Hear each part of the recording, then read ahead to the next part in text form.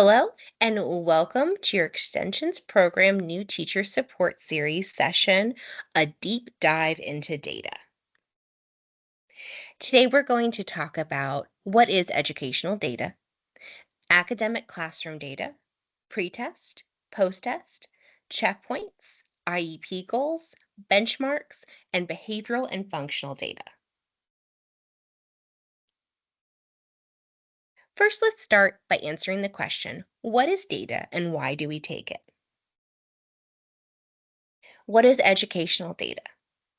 Educational data is a broad term that refers to a variety of information collected about students for the purpose of guiding instructional changes and modifying behavioral support. Educational data should be used to progress monitor IEP goals, measure the effectiveness of instruction, measure the effectiveness of interventions for behavior, academics, and functional interventions, determine which topics and content matters need to be retaught, determine skill gaps and skill deficits, and identify strengths of students and windows of opportunity. Let's talk about some different types of academic and instructional data. First, we're going to talk about pre-tests and post-tests. We collect pre-post data in order to determine the effectiveness of instruction. This allows us to know if the student has any substantial prior knowledge of a topic before the content instruction begins. It also lets us know what components we may need to be retaught. Let's look at an example of a template for pre-post data collection. So here you see the pre-post template for data collection.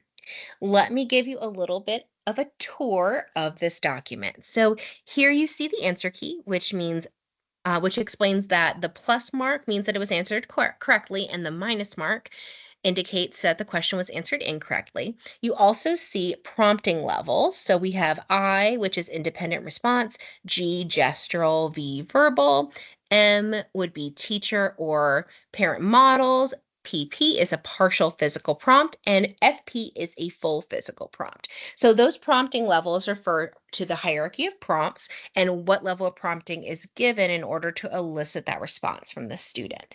So if I were filling out this document, I would say the date that it was given. So here we just have an example of 3/23/2020. And then I would say what was the assignment. So let's say that I'm doing math lesson geometry. Just as an example. And then I would go through and I would give a plus or a minus depending on how they did for the pretest. So let's say I give the pretest and it says they get the first one right, but then they get this one wrong.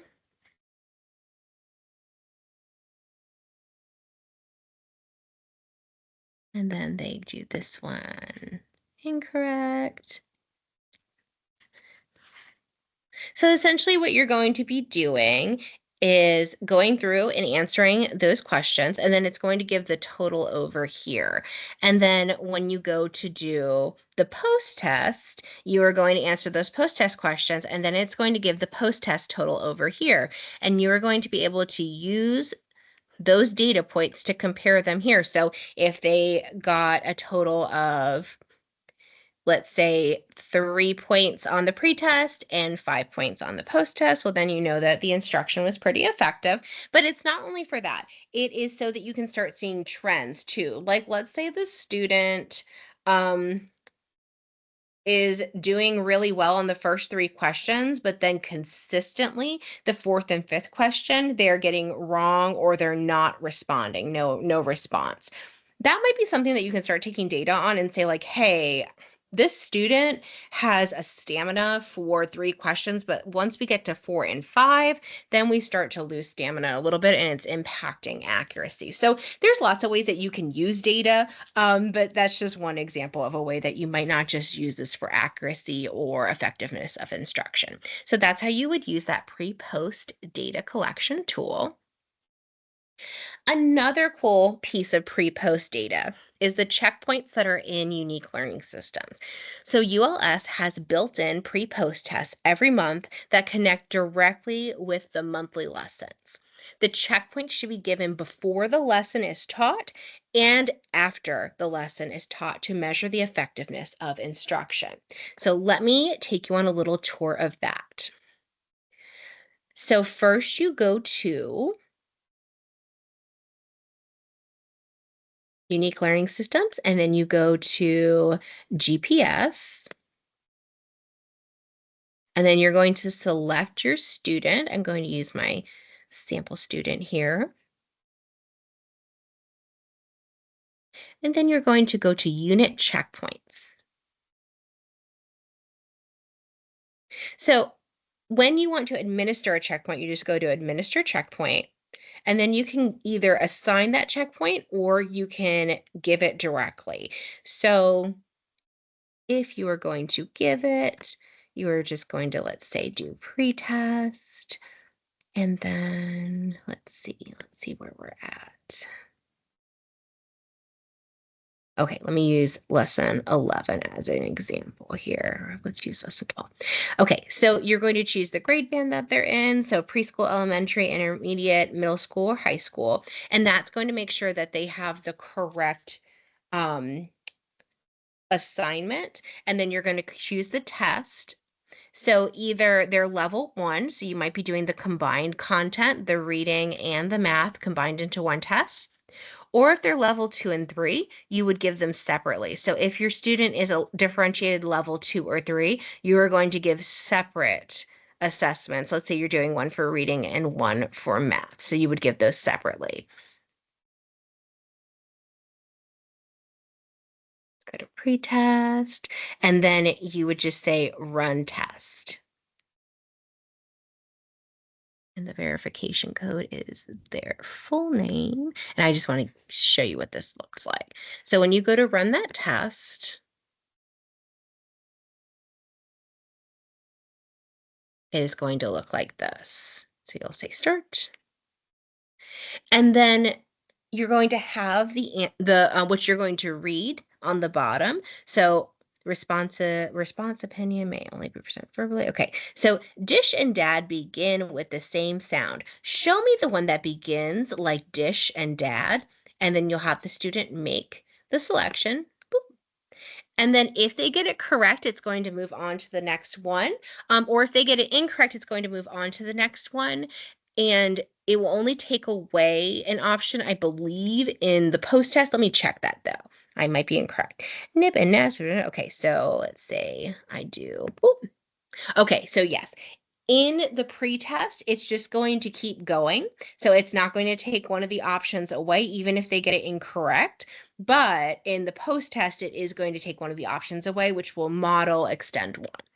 All right, so you just go through here and you do the test with your kiddo, and it's going to be boop, boop, boop, boop, content, content, content. These are also great data points for IEP goals. Okay, and then once the test is complete, it's going to give you the accuracy score, and you are going to save and exit, and that's going to be your pretest. You're going to teach the lesson, and then at the end of the month, you are going to give the post-test. Once you give the post-test, it is going to give you a really great overview of the data. I'm going to show you some of that. So it gives you the test history. So when I'm looking at this kid, I gave them the pre and post for 11, 13, 14, 15. So you have all this data here.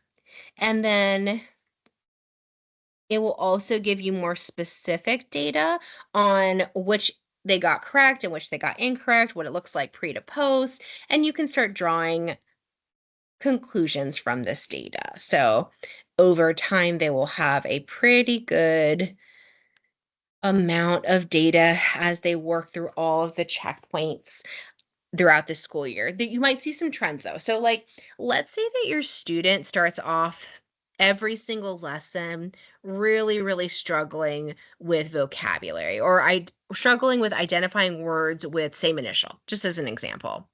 But then after the lesson, they take their post test and they're doing great. They are yellow or green. So they're always showing growth. That will be an example of knowing that this information, this content is effective. If you see that lesson to lesson, like unit to unit, then you can start seeing some trends there. If you see that students are right across the board when they're answering who and what questions, this might tell you that that would be a good IEP goal for the student. Perhaps you are not focusing enough on those who and what questions, and that might be something that you want to isolate for more reteaching and more coverage, more intervention for your students. So, those are just two examples of how you might use this data. So, some types of classroom data to be taken during instruction. So, these are just some examples. So, you can do data on participation, such as like the use of assistive technology or response time or level of prompting. So, we talked about level of prompting a few moments ago. That is those the independent, verbal, gestural, modeling, partial physical, full physical. Those are examples of the level of prompting. So, if you are finding that a student currently requires a partial physical, so maybe like a tap on the shoulder or a tap on the elbow to get them to touch an answer or engage in something in the classroom, you might want to take data on how you are removing that level of prompting. So they might need a partial physical now, but you might be looking at interventions to try and help them gain independence. So maybe using lights or using sounds as prompts. Like this is something that you can take academic data on. And really, it's functional and academic data because you're working to increase independence. So that's just an example. Or maybe you're trying to make a change in response time. Maybe you have a student who takes 14 seconds to respond. That's their response time. And you're working on encouraging them to minimize their response time. We understand that our students have a response time delay. That is something that some of our students just have. But we want to make sure that students are living up to their maximum potential and we're making sure that we're encouraging them to decrease that response time if it's possible. It's a very functional skill. So you might want to take data on that. And then checking for understanding. Checking for understanding is something that you can do throughout a lesson just to make sure that kids are paying attention, that what you just discussed is immediately understood. Yeah, we might ask our pre-test questions at the beginning of the lesson and ask some post-test questions at the end of the lesson, and we might see like, okay, that they did not retain all that information. That's okay.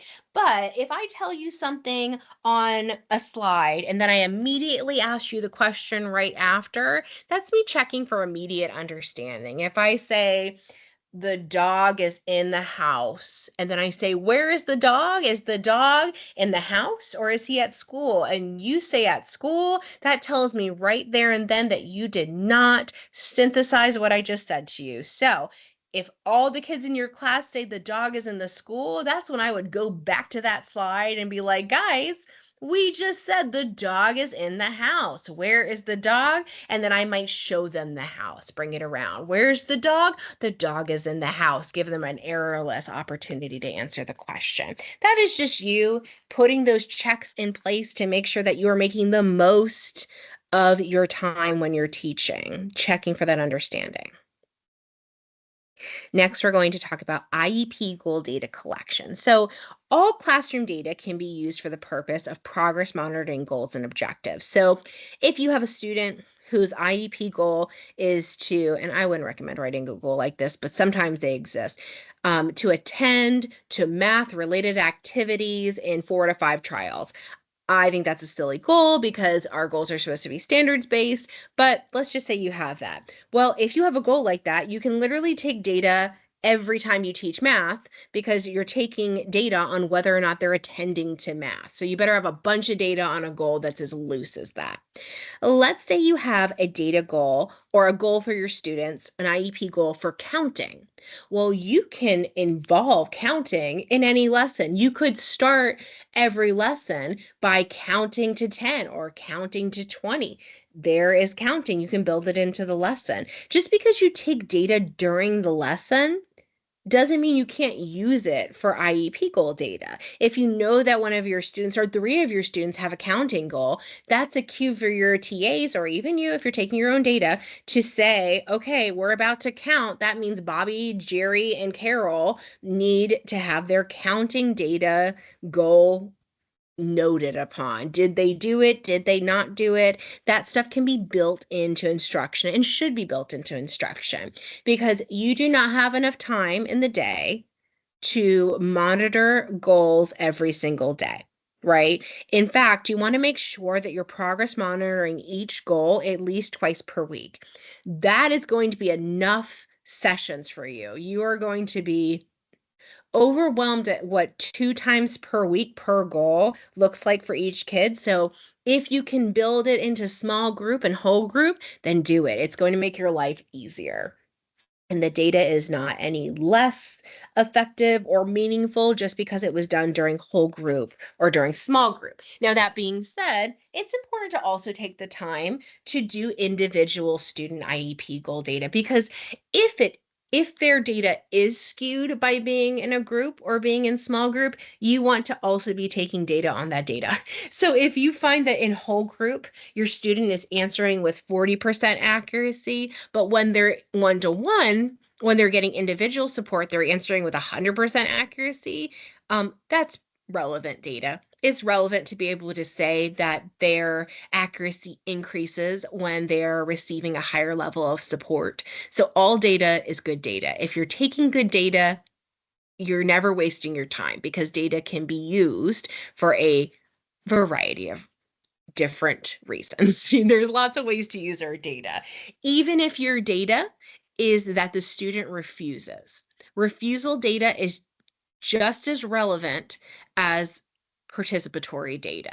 So having a record of your attempts to get a student to respond and their choice not to respond is extremely relevant. You want to be taking data and making those opportunities possible no matter what. You never want to say, well, I try all the time and he never wants to sit down and work. Okay, well then you need to be taking data on all the times that you've tried and all the times that he's refused because that is relevant too. That is functional and behavioral data, and you're going to want that too if you're going to be moving forward and putting interventions in place. So let's take a look at some of these options for data collection.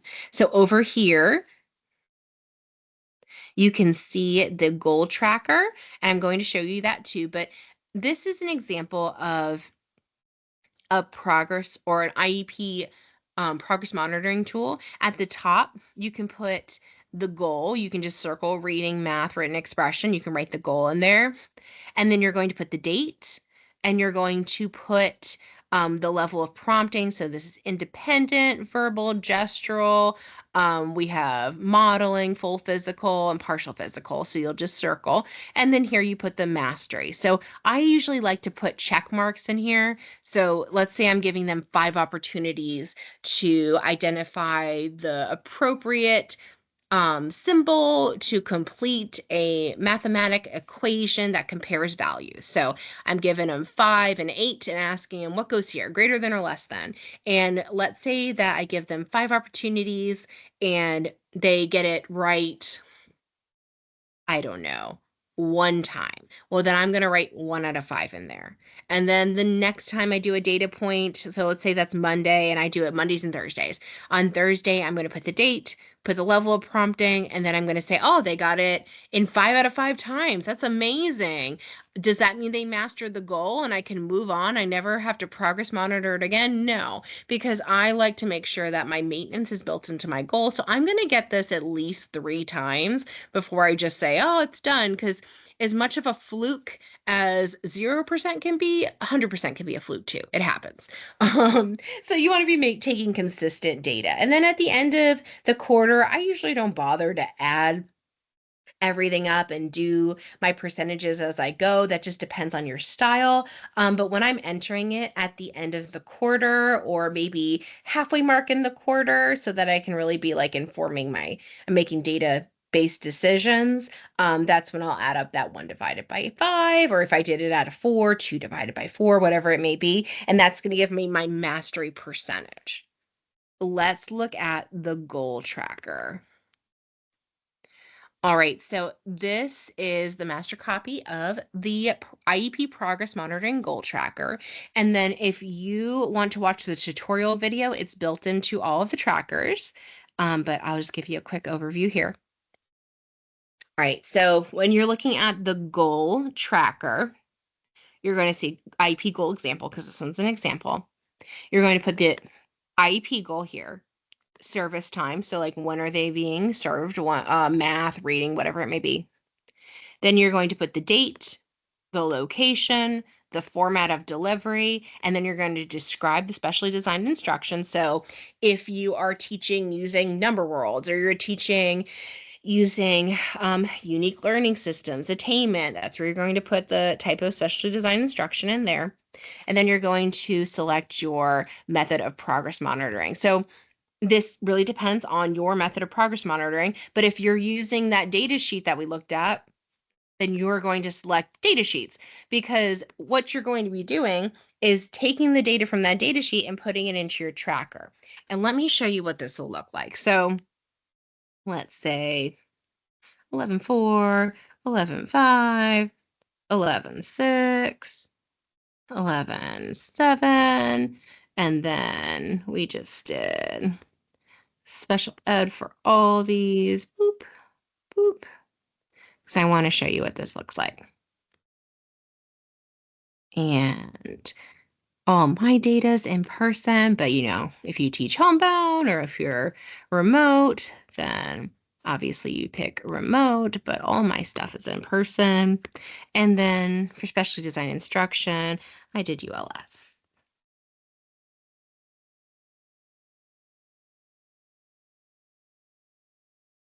And data sheets. Okay, so let's say I was giving 4 opportunities and that it was out of 4. I like 4 because it makes it really easy to add up, right? So the first time I did it, they got 1 out of 4, so they got 25% on that. And then the second time I did it, they got 25% again. And then the third time I did it, oh, they got 50%. Awesome. And the fourth time I did it, oh, they got 0%. Okay, it was an off day. All right, and you're putting all of your data points in here, right? So you're taking that data sheet, you're entering all those points. And the reason you're doing that is because it's going to make a very pretty little graph over here. This graph is very helpful when you're trying to visualize your data. And it's helpful when you're talking about trends. So like if I'm just going through the school year, like just really taking all my data points, all that stuff. And let's talk about what this trend looks like. Okay.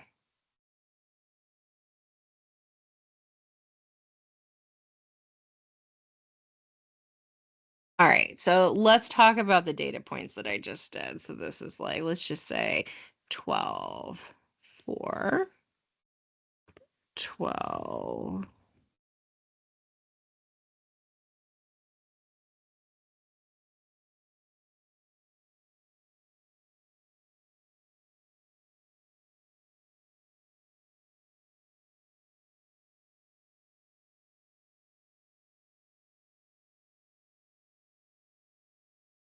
Promises is worth it because I'm going to ask you a question about it. So just give me a second. Okay, so let's say I'm looking at my data, right?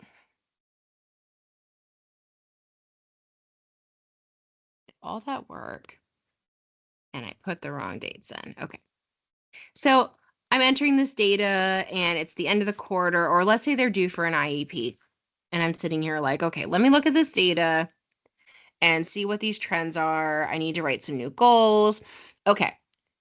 And I look at this data and I'm like, wow, at the beginning of this quarter, he was doing really great. He started off kind of low, but then he made steady progress. And by the time we got to like mid-December, he was doing really great. He was 75 to 100% accuracy. Awesome.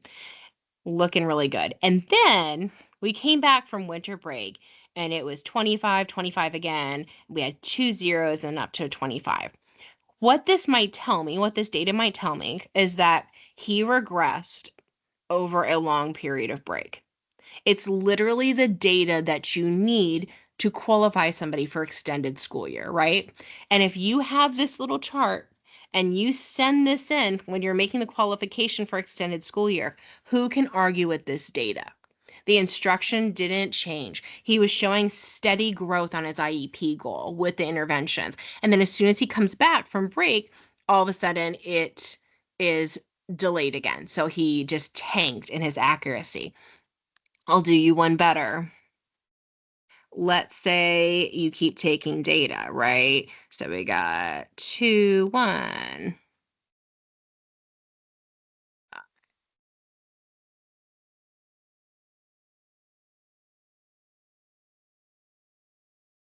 You take some more data, right? And you're starting to think about that ESY consideration.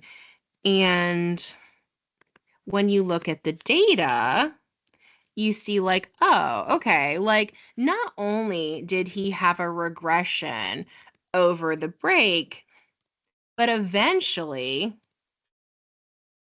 he was able to make up the gains that were lost. So, what that tells me with this student is, yeah, he had a regression over a break. So, after a break, he regressed. And then it took about a month to regain that progress. That's a problem because it's a month lost in the continuum for this kid, right? So, when you're looking for evidence for extended school year, you can say, yeah, this kid is going to regain what's lost, but look how long it took for him to regain what was lost. It was like over a month. That's not time that we have to lose. And it's not like he's achieving at 100. It might take 2 months for him to get back to the point where he's achieving at 100. So this would be great data to use as an example of for a student who regresses over an extended break. So that's just an example of how you can use the data tracker.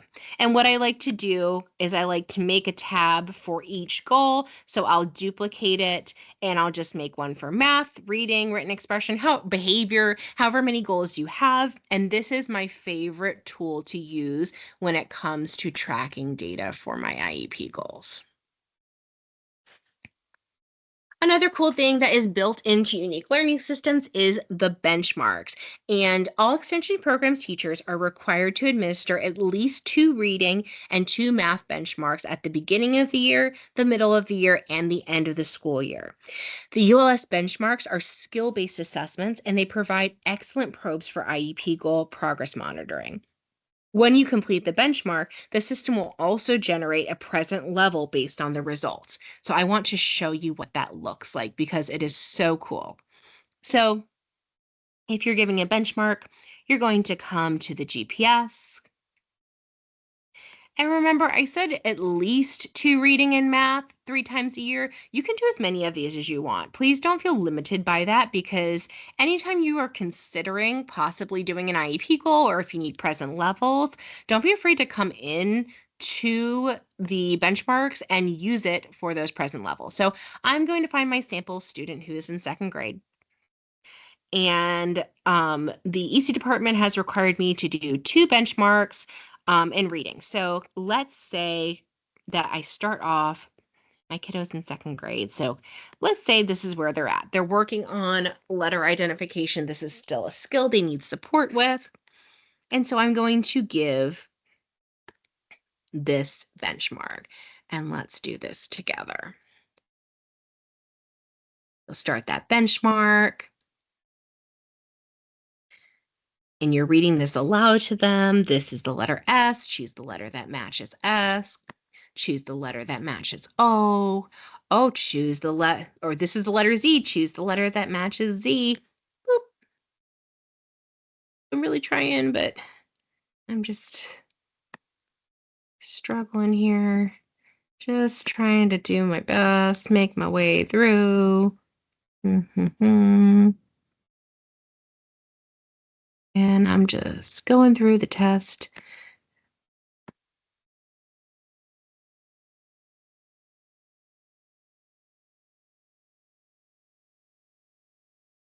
Okay. So you finish, right? And it gives you the score 10 out of 15.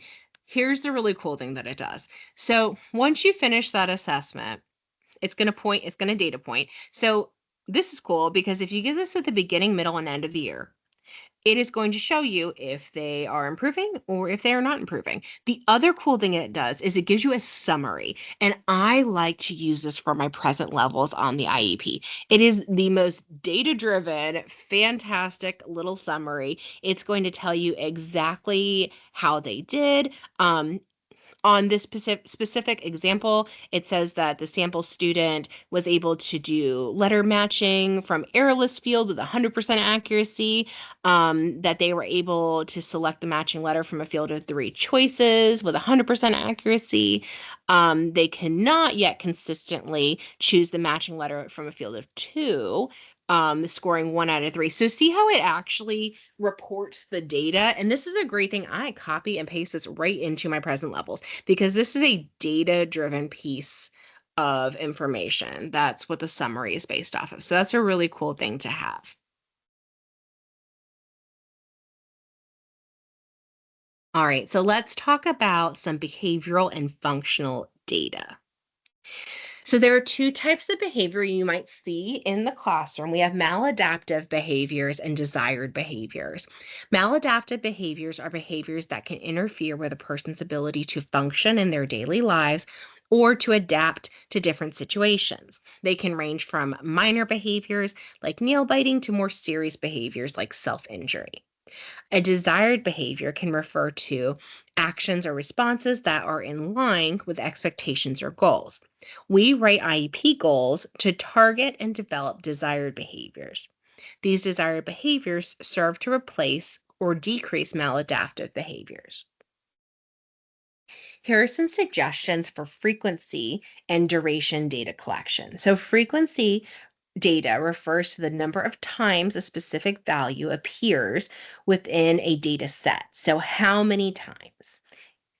The duration is the measure of how long a behavior or event lasts from start to finish. So, let's take a look at some frequency data tools. So when you click on frequency, it's going to bring you to the whole frequency folder, and you can take a look at these and see which one fits your needs best. I like event recording. I also like the frequency that has a little bit of a duration piece because I like my stuff to be time stamped. So let me just show you this one. This is frequency every 30 minutes, right? So there's a little bit of duration to it. How many times in 30 minutes? So if you have a student who, let's say they are pinching, right? Or self injury, it doesn't really matter. So here it says target behavior, and you would put pinching or um, self injury or eloping, whatever it is. And you're just going to write that little description there, and you're going to place a tally mark under the section that is appropriate. So if you're taking data on Monday, it's Monday the 18th, and you're taking data on how many times the student pinches. If it's 7 to 7:30, let's say he does it once when he first comes in the room, you're going to do one tally mark there.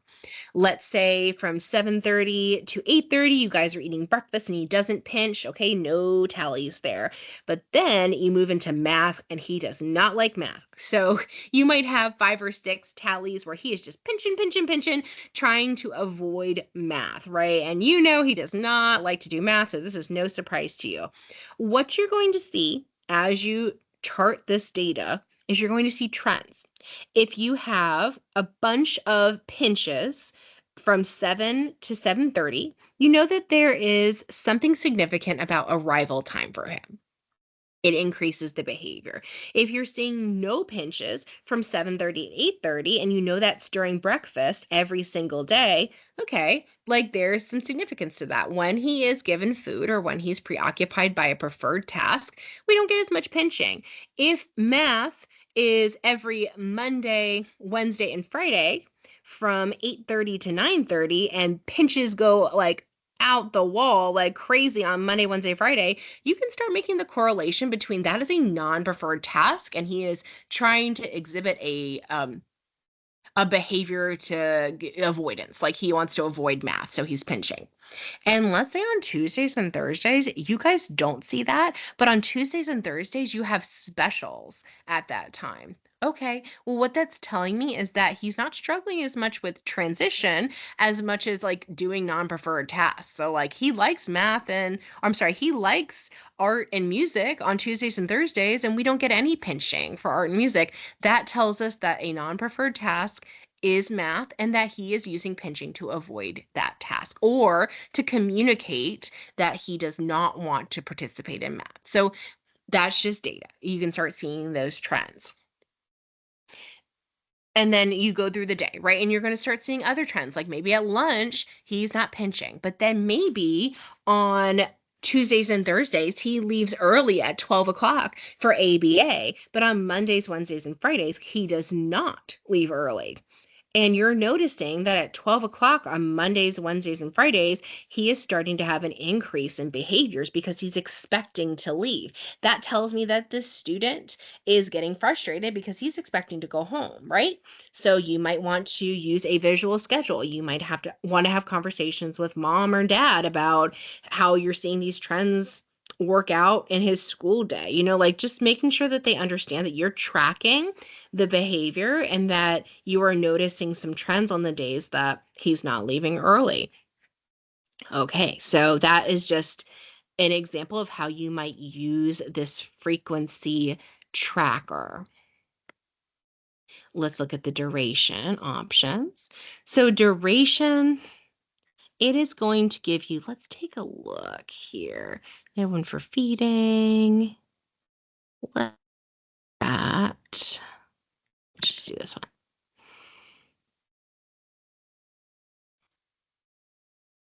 All right, so this is going to give you just a clear way to lay out the duration. So it tells you the date, the setting, so like just when and where, and then you're going to track when it starts, when it stops, and then here you're going to put the total amount of time. That's a pretty straightforward collection of data. Now, personally, I like to add a duration piece to my frequency tracker. And I do that because a lot of times I am noting the frequency and I'm also noting the duration. So on this one, for example, this is going to be straightforward. These are going to be tallies. That's going to be the easiest way to do that. But if I did, let's see, maybe like here we go. If I did this one, I might do the number of events and then I might do length of observation. So maybe like here I might put duration. I might put something in here so I could also note the duration, but that's like for coexisting things. And we're actually going to talk about that a little more in a second. So like maybe you're taking your frequency data, maybe you're also taking duration data separately.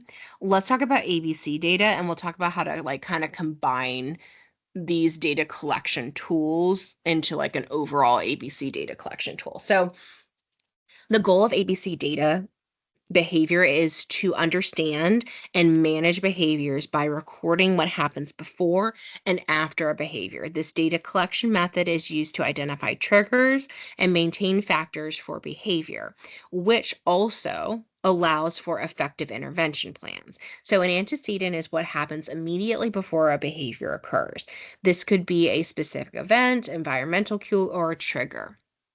Behavior is the observable and measurable actions or reactions of an individual, and the consequence is what happens right after the behavior. Here are some examples of some different data collection tools for monitoring ABC data. Let's look at some of these. So this is a pretty typical tool. The great thing about these tools is they're going to be pretty easy to use for anyone in the classroom. So you have the student name, you have an example of some antecedents that might be happening right before the behavior. Then you have the challenging behavior listed here. And then you'll have like the date, the place, what activity was going on, who was observing it. And then you have the ABC listed here. So the antecedent, the behavior, what the possible function of the behavior is, and the consequence, what happens directly after the behavior. So that is an example of one ABC data tracker. This is the one that I always use. So it's different for everybody. Like, you have to use the one that works for you. This one works for me. And the reason this one works for me is because I'm able to personalize it so that my teacher's assistants, or whoever supported me in the classroom, can easily use this too. So in the date section, I actually will usually remove the date column, because if I'm taking ABC data on a kid, chances are it's not something that's happening once a day. It's probably happening more frequently than once a day. If I'm taking ABC data on a student, it's typically happening multiple times a day. Like, we're to a point where we're really tracking this data significantly. If you want to keep date over there, you can just keep rewriting the date. I like to make one for every single day. So I'll make the date and then I'll put time over here. That's just an option. You need to make this tool work for you. So you can change it to be per day, and you can put the times over here. It's whatever works best for you in tracking this data. With the antecedent, I will sometimes put options here for my support people to just check off. If we kind of have an idea of possible antecedents, like task avoidance, sensory overload, transitioning, non-preferred task presentation, denial of going home, things that we know can trigger a student, I'll just write those in here so that it's as easy as just checking which one happened, anything that can make this process faster. Then the behavior. If you don't know the behavior, I guess you can leave this blank. I personally try to figure out the behaviors that we are targeting, that we're taking data on. And I put a checklist here too: biting, eloping, spitting, whatever it is. Make yourself a little list, and then that way you can just check it as you go. Then it's like, oh, at this time, the student was asked to transition and they bit. There you go. Quick, quick, quick. And then, like I said before, remember I was saying I like to add duration to my data tracker. Well, duration is on here, and you probably don't need a little checkbox for this, but you could say less than a minute, less than 5 minutes, less than 10 minutes, greater than 30 minutes. That way you just check it as you go, make it super quick. And then consequence. The thing about the consequence is usually the consequence is going to be the same. That's usually part of your crisis plan. You have decided with your team, what are we going to do when this happens? And that might be returning to the non-preferred task. It might be going to the sensory corner to decompress. It might be having a conversation about the behavior that just happened. It might be, um, I don't know, returning to a safe spot, or independent workstation, something like that. Like, what is going to happen after student spits on you? Are they going to what happens when student throws objects? Are we going to ask them to clean them up? Or are we going to ask them to return to their desk? Are we going to ask them to set a timer until they calm down and then have them go clean up the blocks? Whatever it might be, have those consequences put in here so that you can just check it off. Which one did you guys decide to do? The thing about this section is you shouldn't be changing the consequence so much that you can't just write 4 or 5 possible reactions in here. Because if you have too many consequences to create a checkbox here, then you have too many consequences. Like, kids are not going to understand correlation if you're doing 10 different things depending on who's in the room, and what time of day it is and what the weather's like. Like, you need to decide, if so and so bites you, are you going to have them return to their desk to calm down and set a timer? Or are you going to have them go sit in the sensory area to calm down? Like, what are you going to have them do as a response to a behavior? What's going to happen? And then the perceived function. So this is just your hypothesis, what you think is the function of the behavior. Just understand that the antecedent and the function they can be the same, but they're usually different, right? So if your antecedent or what happens before was a transition, the transition isn't the function of the behavior. The escape or avoidance of the transition is the function of the behavior, right? So it's your hypothesis. What's your hypothesis of the reason? So the antecedent is really just what happens. It's an event. So if the event that happens before is going to an assembly or walking into the gym, and that is what triggers the behavior, you can say that it's probably sensory stimulation that caused it. Overstimulation. So I hope that makes sense. And then I just have on here, did you use CPI intervention? And if you did, then you circle yes. If not, no. And then over here is just any additional comments. So, like if he bit you and broke the skin and you had to go to the nurse and fill out a report, you might want to put that stuff in there.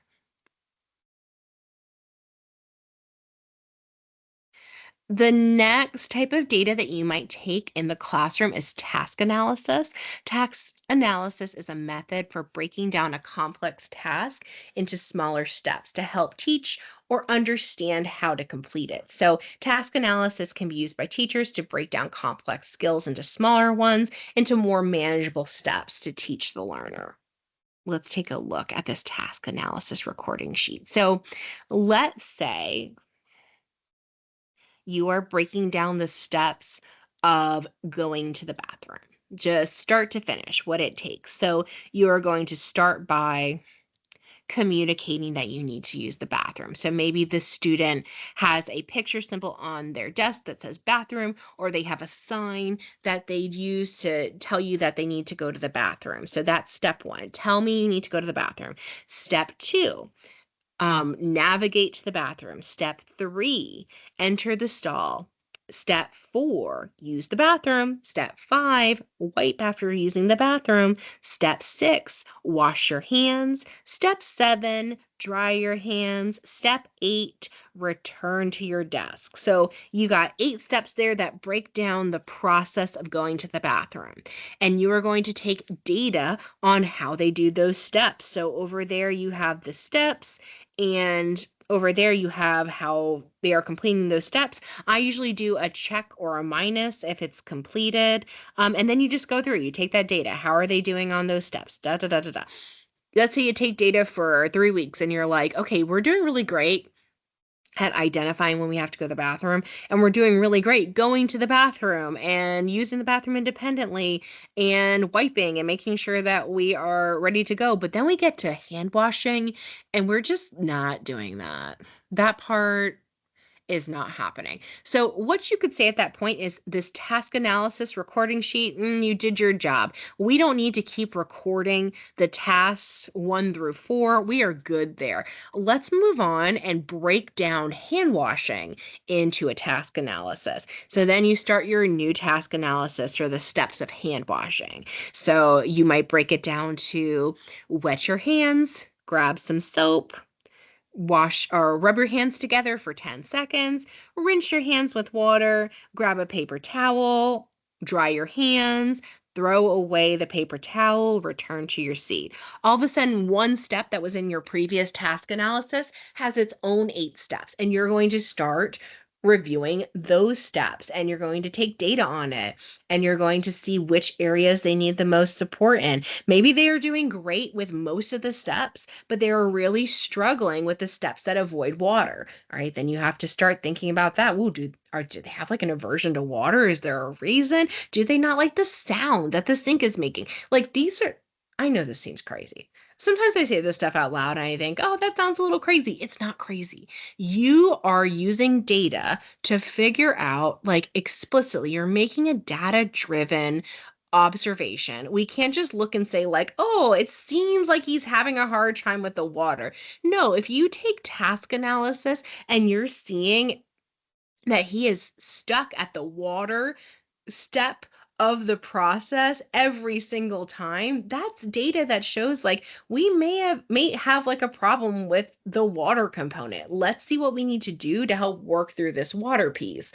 And You might break it down into an even smaller task analysis. And you might say, we need to have some exposure to the sink during not hand washing time so that we can become more comfortable turning on the water, whatever it is. We are teaching these kids the most important things that they are ever going to need in their life. And one of those things is how to bathroom independently. And you can feel great about yourself if you start the year with a student who is not bathrooming independently. And through task analysis, you teach them explicitly how to bathroom, ask to go to the bathroom themselves, and wash their hands. There's nothing really in this world more rewarding than giving somebody that level of independence. This could go with feeding. This is bathrooming. This might be more complex things like, researching information. Like everything can be broken into a task analysis or the steps on that you see job site here. I think more specifically, it might be broken down into job tasks, making a pizza box, like assembling a piece of equipment or like steps to appropriately cleaning dishes, like whatever it may be, break it down to a task analysis. We have to make it in small, palatable steps. All right, some other functional data that you might be taking in the classroom would be a bathroom log, a sleeping log, a social and pragmatic log, a log of the prompting hierarchy, preferences or opinion based responses, or correlation data. And what I mean by correlation data is sometimes we need to take data to show that there is a correlation between consistent events and behavior, for example. So, like if a student is having very poor attendance and you're seeing that the behavior has increased since attendance has been poor, that would be correlation, and you would have data to support that if you're taking data on that. In that example, the attendance that you're taking every day is one piece of data. The behavior that you're monitoring is another piece of data. And when you bring those two pieces of data together and make comparisons, that's correlation data. Another thing might be leaving early or arriving late in behavior. Like I said, your attendance is the one piece of data, so them leaving early or arriving late, and the behavior data that you're taking is the other piece of data. When you bring them together, that's when you find out if there's a correlation. Diet and sleep. I put these on here specifically because I have had circumstances where these have been something that I had to monitor. So, we had situations where students had like a significant increase in sleeping in school, right? And we were able to find out like through tracking it, tracking the sleeping, and then there was a natural tracking of the things that we were eating in school that they were having trouble with carbohydrates and bread, and that it was making them really sleepy when we had pasta.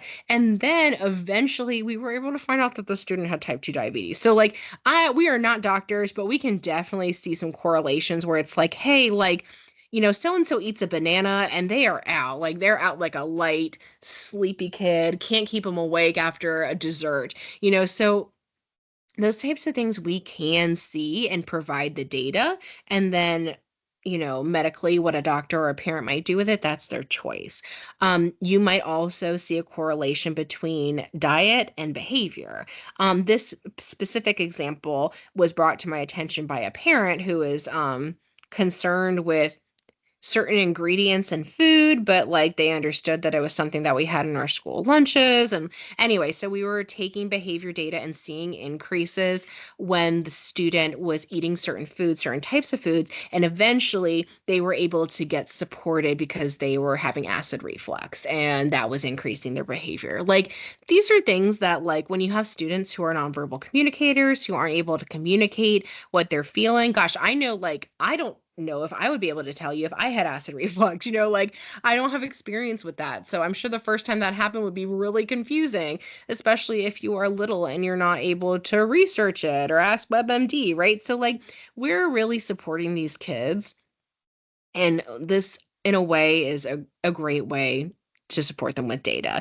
And then this one particularly hits home: events or diet and reactions. I had a student once who was having crazy allergic reactions during the school day, but not at home.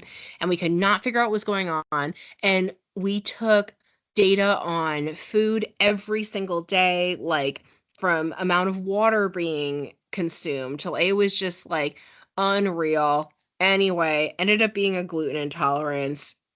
That was a journey. It took over a year of data collection and collaborating with the parent, the cafeteria. We had to start removing certain foods, like to try and see correlation. That was a crazy data year.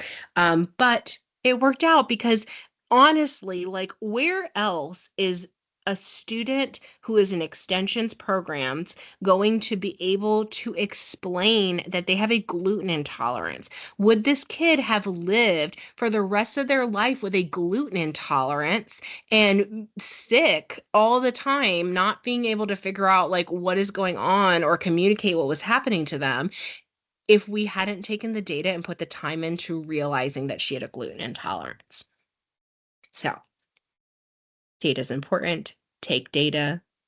Take data like it's going to impact your kids' lives because it is. All right, and here's an important link that you should have access to. If you click on this link right here, it's going to bring you to the data folder. Everything that I have linked in this presentation is all pulled from this folder. It is an awesome folder that is going to give you all the data monitoring tools you can possibly dream of. If you have any questions about data collection and the tools we provided in this training, please feel free to reach out to your EPECCT. You can also reach out to your ECCTs for your school or your mentor, anybody who will be able to support you with the usage of these tools. Thank you so much. I hope that you found this training session on a deep dive into data helpful. I hope you have a wonderful day.